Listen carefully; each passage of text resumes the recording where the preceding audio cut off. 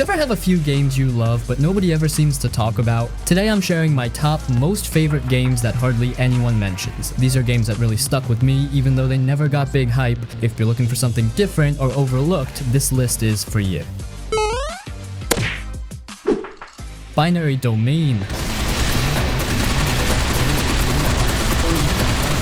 Now, this is the kind of game that makes you sit back and go like, yo, why did nobody talk about this, like, ever? It dropped back in 2012, got barely any hype, and then just kind of disappeared. But if you actually played it, you know this thing ruled. Straight up slept on. One of the best third-person shooters from that era, no doubt. So picture this. It's the future. Tokyo's all shiny and high-tech, and robots are doing most of the work. Cool, right? Until some of these bots start thinking they're human, like legit walking around with skin and memories and emotions, and they don't even know they're machines. That's where it gets creepy. You're part of this international squad sent in to investigate all that shady business, and yeah, from there, things go way off the rails. It's a knockout. Scrapping as they try to stop us. You play as Dan Marshall, just this big, loud American dude who sounds like he drinks gravel for breakfast. And the guy's hilarious. Total meathead, but also kinda lovable. He's the type to crack jokes in the middle of a robot shootout, but then have these weirdly deep moments when stuff gets heavy. The squad around him is cool too. You got all these different personalities, different accents, different backstories, and they actually matter. You're building trust with them as you go. Say dumb stuff in a fight, they'll remember it. Be a good leader, they'll back you up more. It's not just about shooting. There's real team chemistry happening. We will be counting on you. Believe it or not, I do have some faith. Speaking of shooting, combat in this game is tight. The robots don't just fall over. You blast off their arms, their legs, their heads, and they keep coming at you, crawling, limping, falling apart piece by piece. It's super satisfying, and the sound design makes every shot feel chunky. You're in cover, popping heads, unloading into swarms of metal, and it just feels good. And the bosses, oh man, there's some crazy huge robot fights in here. You know, one minute you're clearing a hallway, next minute you're fighting a giant spider tank on a highway. It's nuts. The vibe is very Terminator meets Metal Gear with a bit of Mass Effect squad banter thrown in. There's even some branching choices and different endings depending on how you treated your team. The game cares if you were a jerk or not, and that adds so much personality. And yeah, some of it's a little cheesy, some of the dialogue is super early 2010s, but it works. It's got charm. Like, you can tell they went for something cool and gave it heart.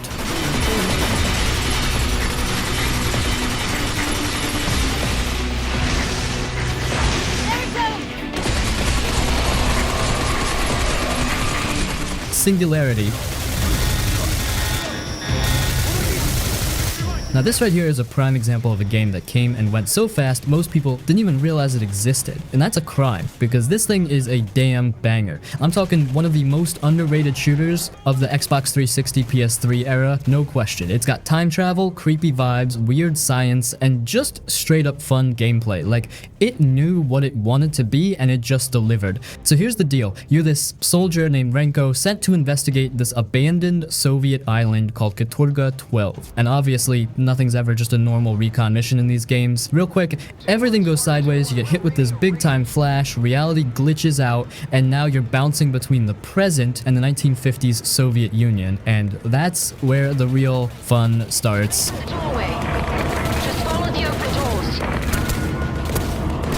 They give you this thing called the TMD, the Time Manipulation Device, and this is where the game goes from good to sick. You can age enemies into dust. You can rewind broken stairs back into working ones. You can freeze time bubbles, explode stuff, slow bullets, even bring certain things back to life. It's like they looked at Half-Life, BioShock, and a bit of Time Splitters, mashed it all together and said, let's go nuts. Combat feels chunky and satisfying. You've got your classic guns, shotguns, rifles, sniper, all the usual suspects, but once you mix in the TMD powers, it gets wild. You're throwing enemies into stasis, then blasting them mid-air, or you're aging a crate into dust, walking through, then bringing it back to block bullets. The fights aren't just run and gun, they're playgrounds for time-bending chaoses.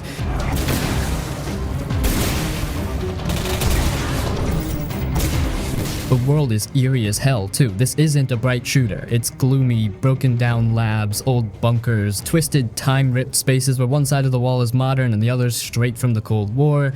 The storytelling gives you that classic mystery feeling. Lots of audio logs, notes, flashbacks, where you're slowly piecing together what the Soviets did on this island and why everything is so royally screwed. And let me tell you, the science experiments here went way off the rails.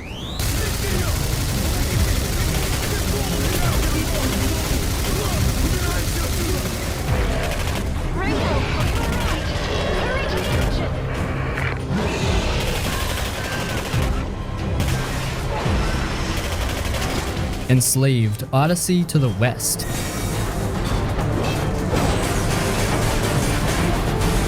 Oof, man. Enslaved, Odyssey to the west. Now this one hits different. Total hidden gem. Like real talk, this game came out, made a little splash, then just vanished. And that's a shame because what it does with characters, world building, and storytelling, it's so good. Not perfect, but it's got heart. Real, raw, emotional heart. And sometimes that's all you need for a game to leave a mark. So here's the setup. The world's gone. Straight up post-apocalyptic, but not in that dark, gritty, brown and gray way. Now this world's beautiful. Nature's taken over, cities are buried in plants, rusted robots just chilling in the weeds. It feels peaceful and haunting at the same time.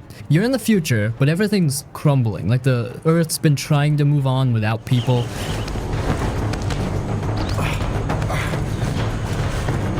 You play as this big dude named Monkey, yeah, like the actual name is Monkey, and you start off as a prisoner on this flying slave ship. Then you escape, crash into a ruined city, and wake up with a mind control headband strapped on your head. Nice, right? And the one who put it there is this girl named Trip, a tech-savvy survivor who just wants to get home. She basically tells you, help me or die, and boom, you're stuck. That's where the whole game begins. But this isn't just another escort mission, this is a full-on bonding journey. The whole thing is built around you and Trip learning to trust each other. At first, you're pissed, she's scared, you don't even want to help, but as the game goes on and you go through all this crazy stuff together, robot ambushes, old war zones, huge mechs stomping through the ruins, the relationship starts to shift. And it's done so naturally. The voice acting, the body language, the little moments between levels, it's all just real, no cheesy lines, no fake drama, just two broken people trying to survive.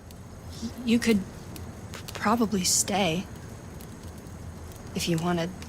The gameplay's solid too. Not super deep, but smooth. It's got a mix of platforming, light puzzles, and brawler-style combat. Monkey's got this big staff that he swings around like a beast, and you can do ranged attacks too. It's not God of War or anything, but it feels good, especially when you're jumping between broken buildings, swinging on poles, climbing old structures. There's a rhythm to it, kind of like Uncharted, but more physical, more wild. Trip doesn't fight, but she's not useless either. She helps with hacking, distractions, and throwing out decoys. There's actual teamwork. You need her, and she needs you. And yeah, there are those moments where she's just kind of hanging back while you fight, but the game never makes her feel like dead weight.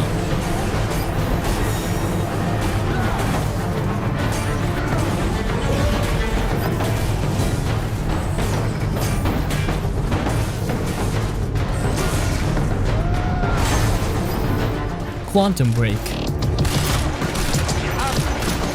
So here's the deal. You play as Jack Joyce, this regular guy who shows up to help his buddy at a science lab, and then, boom, time breaks. Like, literally. The whole timeline gets all messed up, and now you've got time powers. Not I can pause the game kind of powers. I'm talking real deal, slow motion, time freezing, dash around, like you're teleported kind of powers. And it all looks so cool in action. Bullets stop in midair, glass freezes and shatters, enemies glitch through time. It's like fighting inside a broken VHS tape. But it's not just about flashy powers, the story's actually solid. It's got that classic sci-fi thriller feel, government cover-ups, corporate villains, time travel messing with people's heads, your best friend becomes the main bad guy, people know what's gonna happen before it does. It's that kind of wild, the timeline's falling apart and you're just trying to hold everything together while people around you lose their minds or their lives.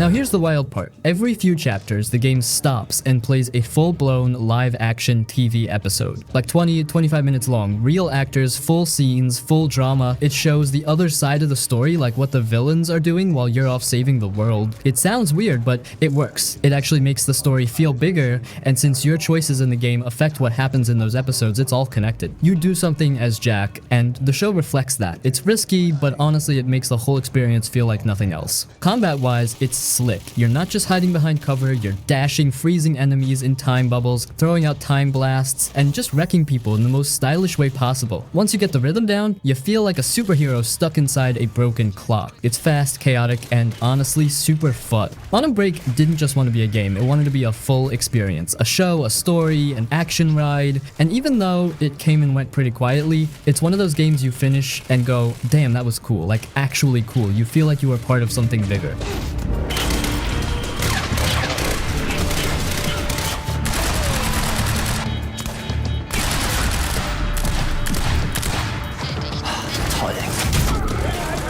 Bulletstorm.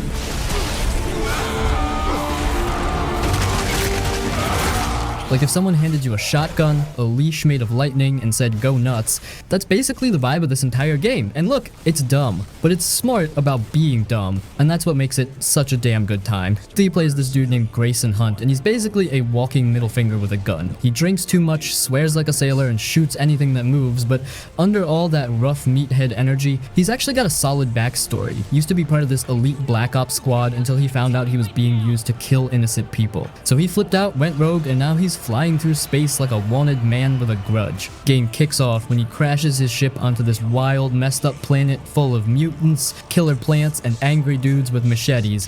From there, it's just non-stop insanity. Every 5 minutes, something explodes, collapses, or tries to eat you. There's no downtime, no boring fetch quests. It's go, go, go from start to finish. Now, the real sauce here is the skill shot system. This ain't your average shooter where you just pop headshots and call it a day. Bulletstorm rewards you for killing with style. Kick a guy into a cactus, leash an enemy into the air and shotgun him in slow motion, slide kick someone off a cliff, blow up a bunch of dudes with one charged shot. The more creative you get, the more points you earn, and those points are how you upgrade your weapons and power. It turns every fight into a game inside the game, like how can I murder this guy in the most ridiculous way possible?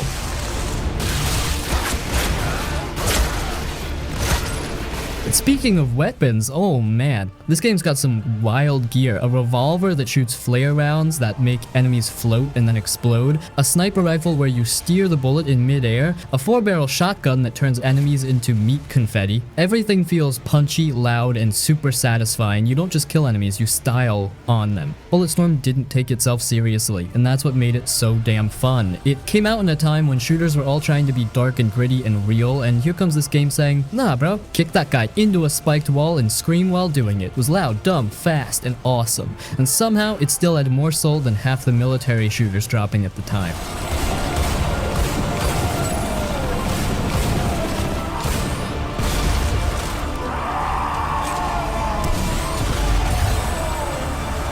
Alice, Madness Returns. So you play as Alice, yeah, that Alice, but this time she's not a little girl chasing butterflies. She's older, broken, and dealing with some real trauma. Her whole family died in a fire, and she's been in and out of asylums ever since. Her grip on reality is barely hanging on, and the only place she can really escape to is her own mind, a version of Wonderland that's completely messed up and falling apart. And that's what makes this game hit so hard. You're not just running around a fantasy world, you're crawling through someone's mental scars. The art style, just wow. Every level looks like a painting, but one painted by someone with nightmares for dreams. One moment you're in a ruined dollhouse full of cracked faces and creepy music boxes, and the next, you're floating through an underwater town that looks like it's built from old teacups and rust. It's all twisted and surreal, but somehow also weirdly beautiful. Like, yeah, it's scary and sad, but you don't want to look away.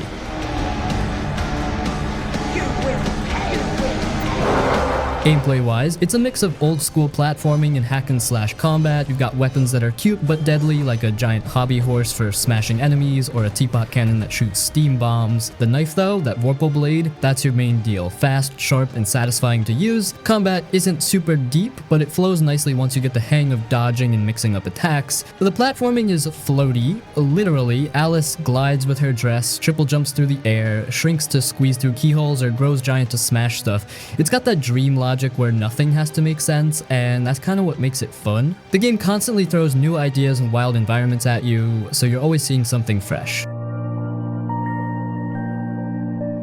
But under all the style and cool combat, there's a heavy story going on. Alice is trying to piece together the truth about her past, what really happened to her family, what's real and what's just her mind lying to her. It gets dark, real dark, but it handles the trauma in a way that feels honest. Not edgelord dark, but genuinely emotional and sad. You feel for her. Every area you go through reflects her mental state. The broken dolls, the twisted Queen of Hearts, even the enemies, they all mean something.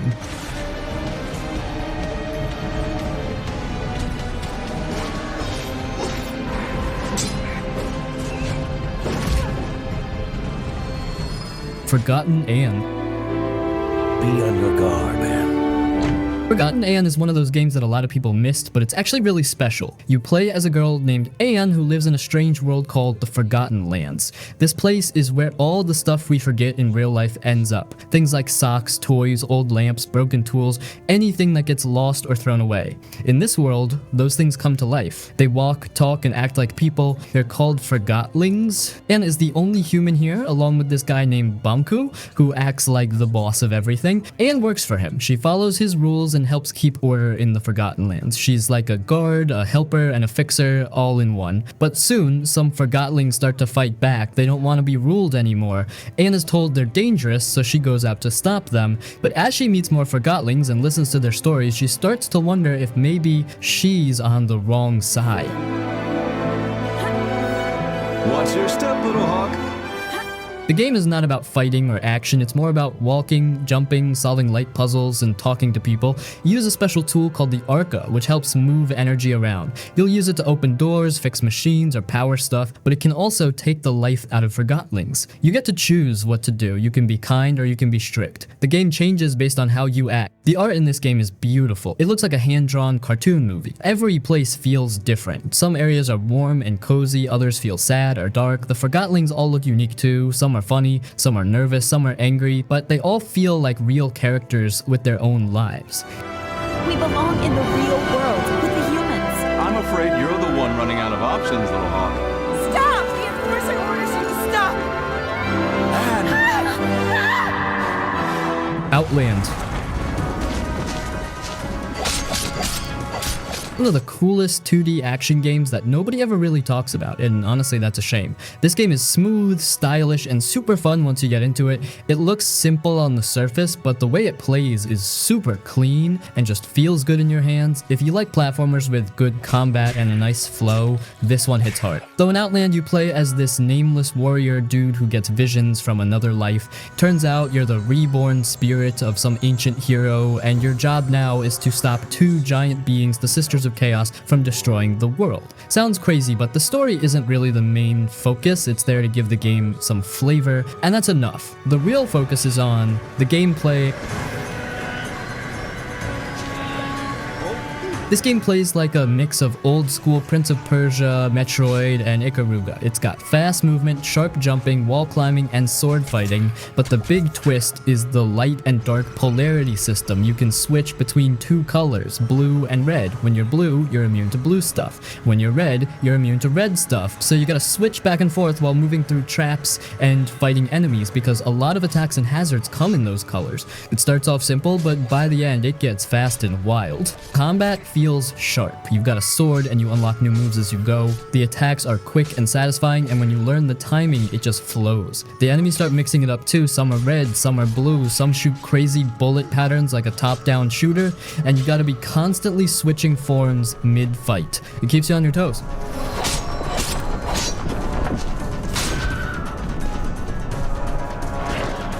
The bosses are huge, real flashy stuff, giant monsters that fill the screen, and each one has its own pattern and puzzle to figure out. You can't just mash your way through, you gotta learn the color switching, watch the screen, move smart, strike when it's safe. It's super satisfying when you pull it off without getting hit.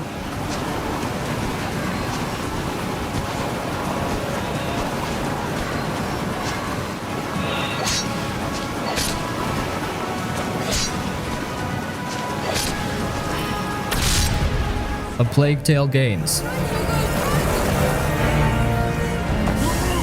Now let's talk about the A Plague Tale games, both Innocence and Requiem. And yeah, I know a bunch of you who watch my videos probably already know these games, you've heard me mention them or maybe played them yourselves. But I'm still putting them here, because these games deserve the same level of love and respect as stuff like The Last of Us. I'm dead serious. They hit just as hard and more people need to see that. So the first game, A Plague Tale Innocence, starts with this girl named Amicia. She's a teenager from a rich family in France during the Black Plague. Her little brother Hugo is sick with something weird, and right when things start getting bad, soldiers from the Inquisition come in and burn everything down. From there, it turns into a survival story. You and your brother are on the run through ruined towns, forests, catacombs, and plague-infested cities, all while these swarms of rats are tearing through everything like a horror movie. Calm down, Hugo. The light will protect us, alright? Alright. Well, what makes it special isn't just the setting, it's the relationship. Amicia and Hugo, man, the way they grow and change together, it's real. It feels like actual siblings trying to survive the worst days of their lives. Amicia starts out just trying to protect him, but over time they both become stronger, smarter, and way more hardened. The emotional weight hits hard. Gameplay is mostly stealth and puzzle solving. You're not some overpowered action hero, you're a teenage girl with a slingshot. You sneak past guards, distract them with rocks, and use light to keep the rats away, and those rats, holy hell. There's like thousands of them on screen at once, crawling over each other, busting through doors, eating people alive. It's creepy as hell and super impressive. The lighting system is key. You're always trying to stay in the light or use fire to clear paths. Alicia, you mustn't touch the walls. Then Requiem takes everything to the next level. Better graphics, bigger story, crazier locations, more gameplay variety. It just feels like a big step up. Hugo's powers get more intense, and you start to see just how dangerous his condition really is. There's more action this time, and Amicia is way more confident. She's got a crossbow now, new gear, and she's not afraid to fight back, but at the same time, it's still a heartbreaking story, maybe even more so than the first. Plague Tale isn't just a pretty indie game, it's one of the best story games of the past 10 years for sure, easily, and guess I'll keep shouting it out till more people play it. I feel my mind going. I know. Think of your brother. We have to carry on. Oh no. CrossCode.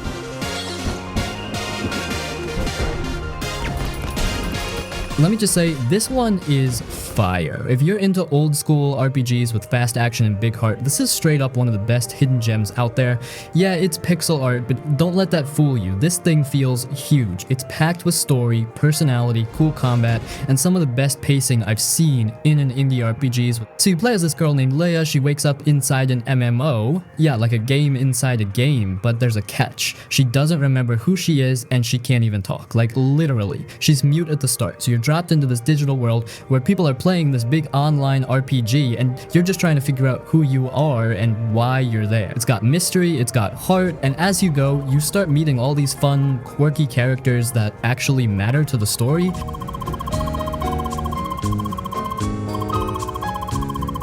Now the world, man, it's massive. You've got big cities, deserts, snowy mountains, grassy fields, ancient temples, all in this beautiful top-down pixel style that just pops off the screen. And it's not empty space either. Every area has stuff to explore, secrets to find, and enemies to fight. It feels alive, like a real MMO world, but without the online nonsense or waiting for updates. Combat is real-time and super fun. You've got melee attacks, ranged attacks, dodges, blocks, and special abilities. It's fast and clean, kind of like a twin-stick shooter mixed with Zelda. You can hit enemies up close, then blast them with energy balls from a distance, and as you level up, you get these huge skill trees with tons of custom builds. Want to be more tanky? Go for it. Want to move fast and shoot like crazy? Do that. It's flexible and fun the whole way through.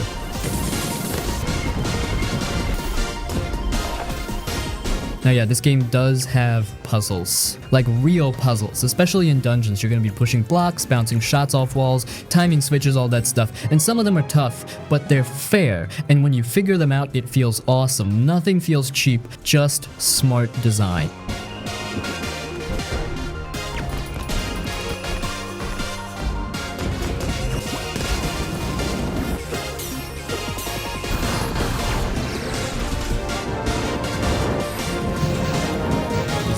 Prey 2017.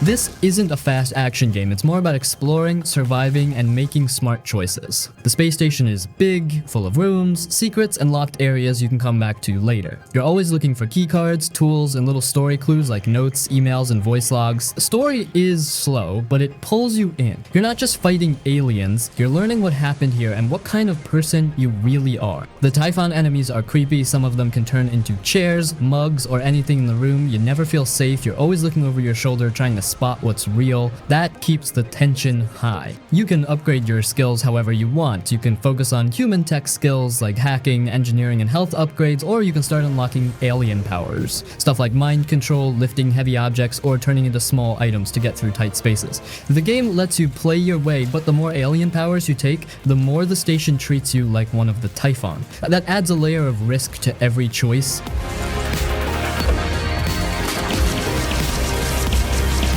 Combat is slower and more careful. You're not running in and shooting everything. You're planning, saving ammo, setting traps, and using tools like the glue gun, which can freeze enemies or create platforms. There are also recyclers, crafting stations, and upgrades, all of it tied to how well you explore and use what you find. The space station itself feels real. Every area connects. Every room has purpose. You might find a locked door in hour 1 and finally get through in hour 8. It all feels connected and designed with care.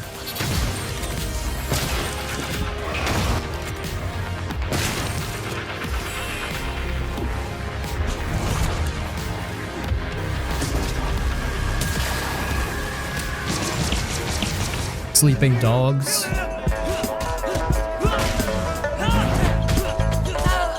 Sleeping Dogs is one of those games that came out, got a bit of attention, and then kind of disappeared, but it honestly deserves way more love. It's an open-world crime game set in Hong Kong, and it's got this cool mix of action, story, and style that makes it stand out from all the other city-based games out there. You play as Wei Shen, an undercover cop who's trying to take down the triads from the inside, but the deeper he goes, the more things get messy. He starts building real bonds with the gang members, and that line between cop and criminal starts to blur. That's the heart of the story. Wei's stuck in this world where loyalty and duty keep crashing into each other, and he's slowly losing control. It's not just about shooting bad guys, it's about who you are becoming. He's not an outsider, he's from old prosperity.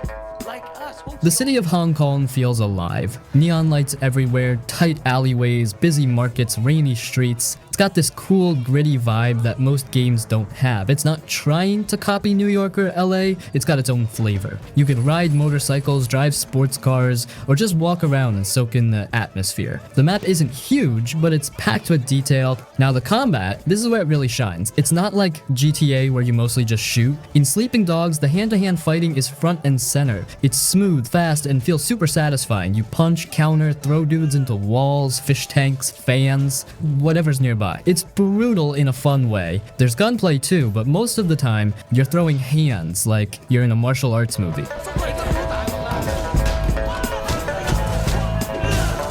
The story moves fast and has some really good moments. Some parts are dark, like full-on emotional gut punches. Other times, it's just cool action movie stuff. Big chases, explosions, undercover missions. There's also side stuff like racing, cockfighting, dating, karaoke, and helping random people in the street. It all adds to the vibe. Sleeping Dogs didn't get a sequel, which still sucks. It was planned but got canceled. That makes this game feel even more special. Like a one-shot story that went all in and nailed it. It's complete. It doesn't need anything extra.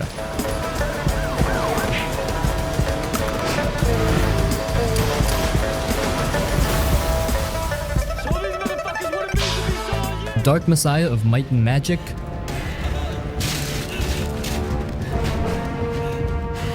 You play as Sareth, a warrior with magic blood or something, sent on a mission that slowly turns into this big dark fantasy mess full of demons, betrayal, and ancient power. But honestly, most people don't play this game for the plot. It's fine, it's there, it moves you from one cool area to the next. But the real magic isn't how it feels to fight. Combat in this game is just straight up fun. You've got swords, axes, bows, and magic, and every hit has weight. You can charge at enemies, kick them off ledges, smash them into walls, light them on fire, freeze them, decapitate them, knock them downstairs. It never gets old. There's physics everywhere, and the game wants you to mess with it. You see a spiked wall, you already know. Kick, done. It turns every room into a toy box of death.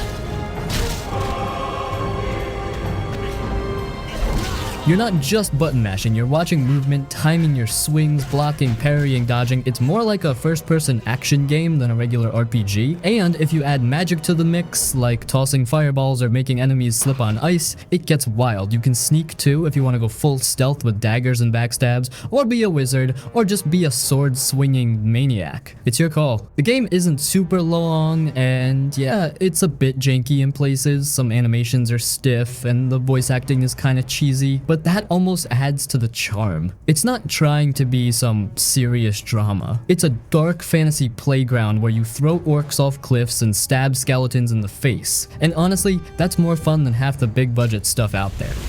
Get away! Fast!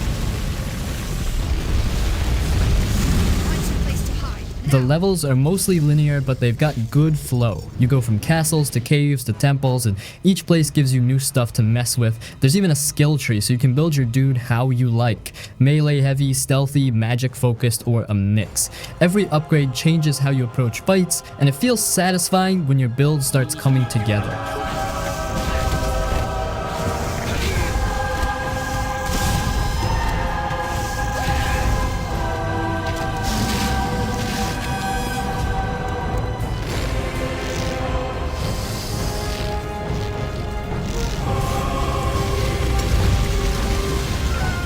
Ken Follett's The Pillars of the Earth. Jack, no! Listen, I really mean it when I say this is one of my absolute favorite games. I know the name might sound kind of slow or bookish to some folks, but hear me out. It's not boring, it's not some slow history lesson. It's actually one of the best medieval story games I've ever played, full stop. Yeah, it's based on a novel, a big one by Ken Follett, but they turned that story into a beautiful, emotional, fully voiced game that feels just like a high-end Telltale experience. Like, if you loved The Walking Dead, The Wolf Among Us, Life is Strange, all that choice-driven story stuff, this is right in that lane. It just happens to be set in the year 1100 in a world of monks, kings, war, and cathedrals. There's a breeze coming from the back. You don't play as just one person either. You switch between different characters with different lives. There's Tom, a builder trying to find work and take care of his family after tragedy hits. There's Philip, a humble monk trying to bring peace and order to a broken town. And later you play as Jack, a young outsider raised in the woods who's got a big heart and even bigger dream. Their stories slowly connect as they all get pulled into this huge tale about power, survival, and building something that lasts. Now yeah, it's slow paced, but in a good way. It takes its time with the world and characters, and that's why it works. Every choice feels like it matters, every scene builds on the last. There's betrayal, heartbreak, violence, hope, all of it. And because it's grounded in history, everything just feels real. Like you're living through a tough time in the Middle Ages, but through people who still feel human and relatable.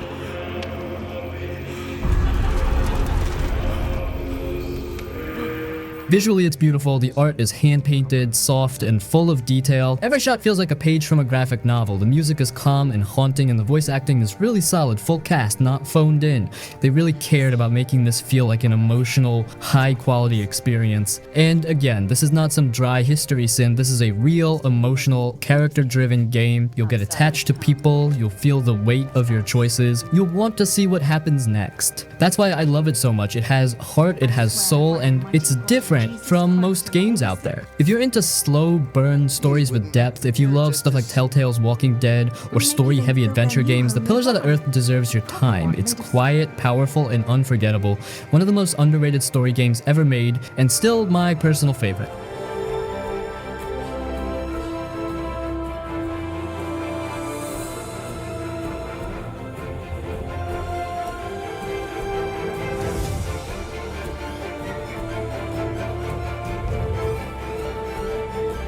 Xenoclash.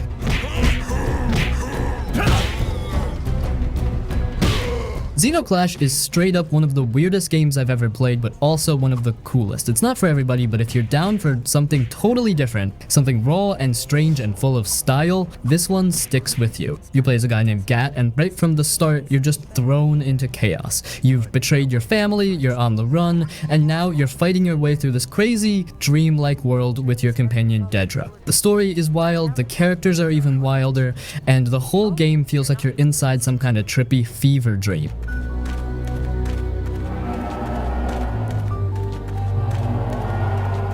But what makes Xenoclash stand out isn't just the weird world, it's the combat. This is a first-person melee game, which you don't see much of, and it's not clunky either. It actually feels good. You're punching dudes in the face, dodging hits, countering, throwing elbows, grabbing weapons, and blasting fools up close. Every fight feels scrappy and personal. You feel every hit. It's not polished like modern games, but it's raw and satisfying in its own way.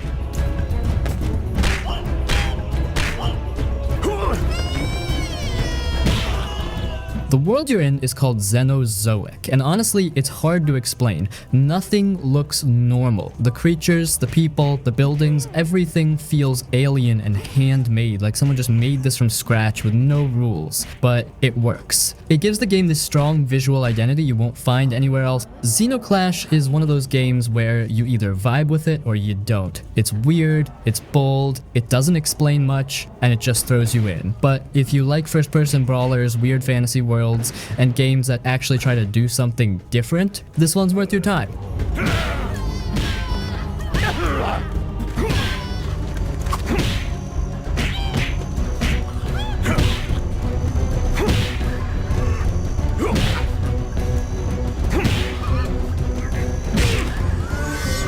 Shadows of the Damned.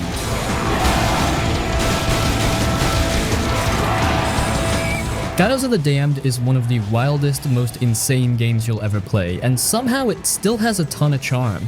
It's like someone smashed together a grindhouse horror movie, a punk rock concert, and a messed up fairy tale and just said, yeah, that's the game. And the crazy part, it works. You play as this guy named Garcia Hotspur, a badass demon hunter with a leather jacket, a foul mouth, and a talking gun named Johnson. Yes, your gun talks. It's a floating skull that turns into pistols, shotguns, flamethrowers, whatever you need. The story kicks off when your girlfriend gets dragged into hell by the Lord of Demons, Fleming, and Garcia goes in after her. That's it. That's the setup. And from there, it's a wild ride through the darkest, weirdest version of hell you've ever seen.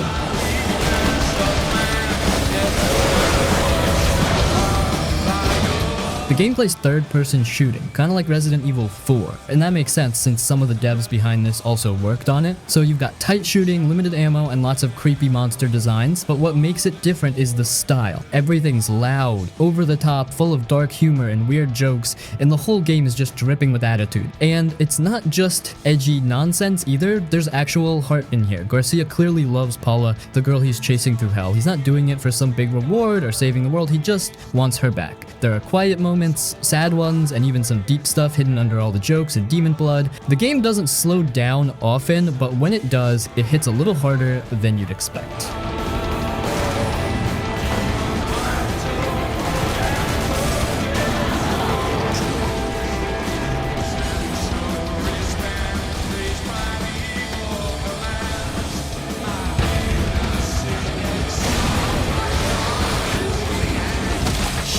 That name is Garcia Hotspur, hunter of demons and slayer of pendejos like you!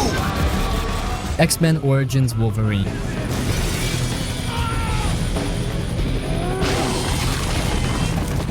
And this game was way better than anyone expected. Like, the movie was whatever, kind of mid, but the game, it went hard, real hard. This was one of those rare movie tie-in games that actually turned out amazing, and honestly, it still holds up today if you ever get the chance to play it. You play as Wolverine, full-on, raging, angry Logan, and the devs didn't hold back. This game is brutal. Every punch, slash, and claw rip feels nasty in the best way. You're tearing through enemies, limbs flying, blood everywhere. It's not a kiddie's superhero game, it's straight up M-rated and proud of it. You feel powerful from the start, and the game just keeps giving you new ways to destroy everything in your path.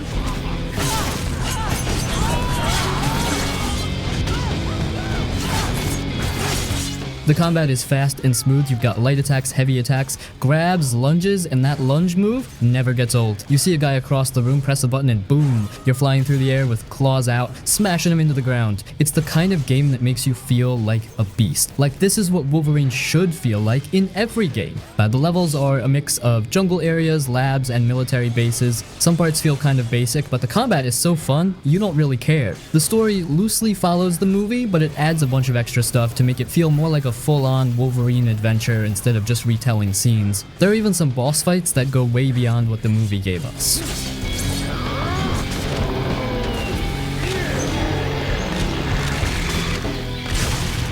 Sadly though, and this is the real shame, you can't buy it anymore. It got delisted from stores years ago because of licensing issues. No Steam, no console storefronts, nothing. You either gotta already own it or find an old disc somewhere. It sucks, because this game deserves to be preserved and played by more people. It's the kind of game that should be mentioned every time people talk about great superhero games. Occupation Lab 3.